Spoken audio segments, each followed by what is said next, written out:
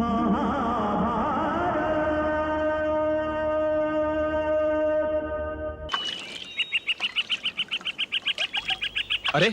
कौन हो तुम? ये क्या कर रहे हो?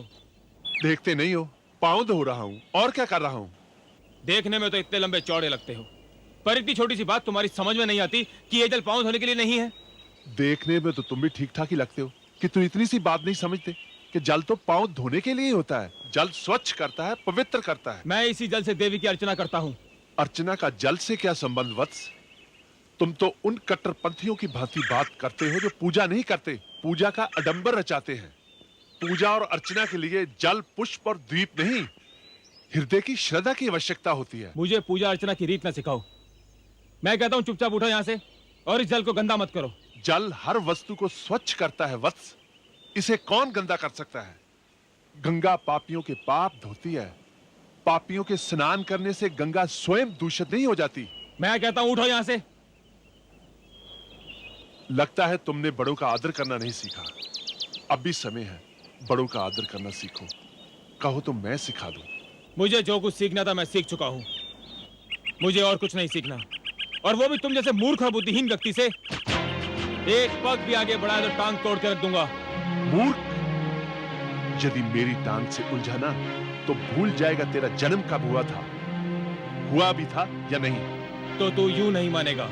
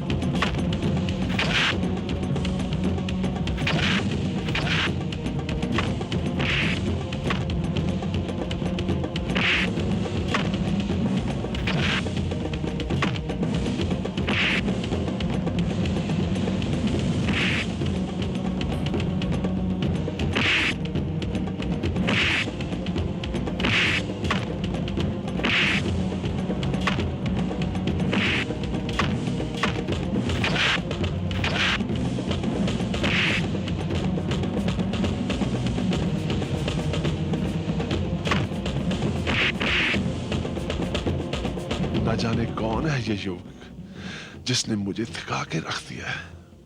हो ना हो, इसके पास अवश्य कोई दैवी शक्ति है जिसने मेरे सांस की परीक्षा लेने की ठान रखी है।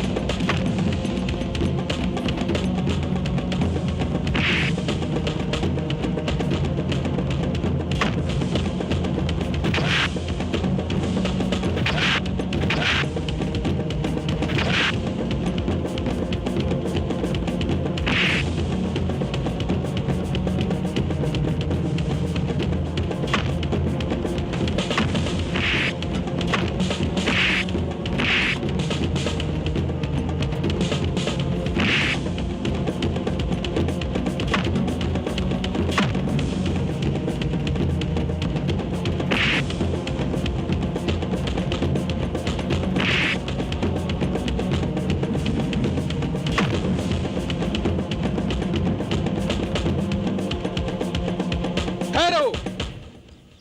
ये क्या कर रहे हो तुम लोग? आप बीच में से हट जाइए महर्षि। मैं इस दुष्ट हठ धर्मी को बताकर ही रहूंगा कि बड़ों का आदर किस प्रकार किया जाता है। क्षमा कीजिएगा महर्षि, मैं भी इसे अपने अर्चना के जल के अपवित्र करने का दंड देकर रहूंगा।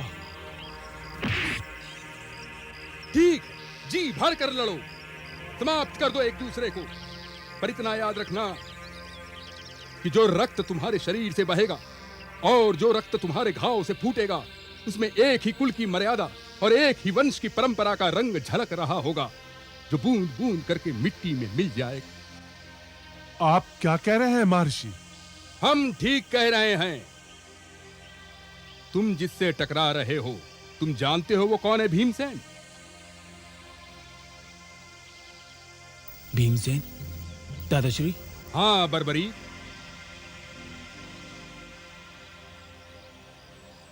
ये तुम्हारे दादा श्री वीर पांडुपुत्र महावीर भीमसेन हैं, और ये तुम्हारा पौत्र घटोत्कच पुत्र वीर बर्बरीक है।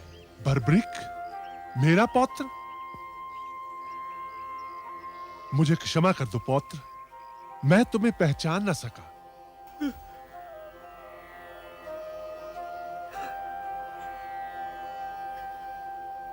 मैं तो क्षमा के योग्य भी नहीं दादाश्री। धिक्कार है इस जीवन पर। मैंने अपने पूज्य दादाश्री का अनादर किया, आवेश में आकर इन्हें न जाने क्या क्या क्या डाला।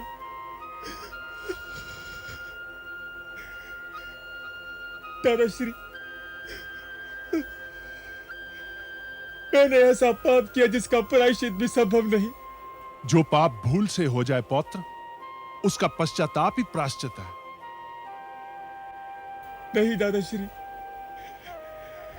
यह भूल उस शक्ति का घमंड है जो मुझे वरदान में मिली है।